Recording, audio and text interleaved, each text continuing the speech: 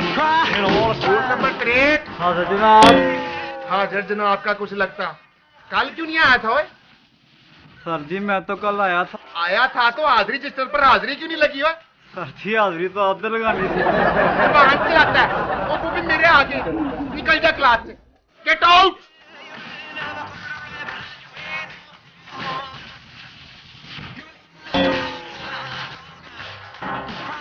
और राजे, और तू किस बात पर दांत निकाल रहा है?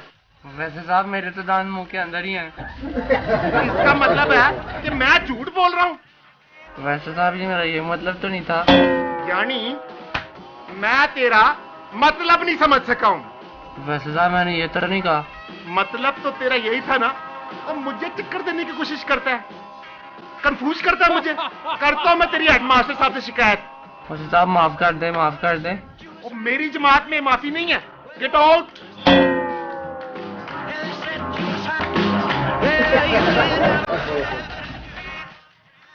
ओए मजीद, और तू किस बात पे रो रहा है? मास्टर साहब मैं तो नहीं रो रहा, मेरी शक्ल ही ऐसी है। और मैं यहाँ पढ़ाने आता हूँ और कोई रोनी बूथियां देखने नहीं आता। Get out.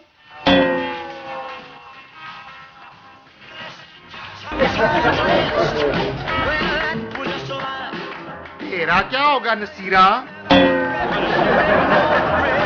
जी प्रोफेसर साहब। मैं कहता हूँ दफा हो जा, गेट आउट।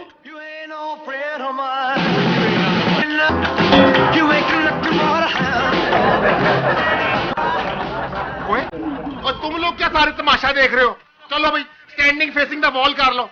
चलो भाई गेट आउट।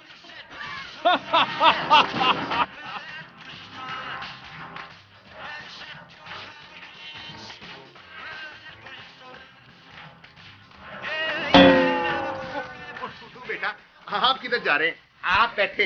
यहीं सर। बैठे। देखें टूटू बेटा, इंसान जो है वो खता का पुतला है। मैं भी चूंकि इंसान वाकई हुआ हूं, इसलिए छोटी मोटी खता मुझसे भी हो जाती है।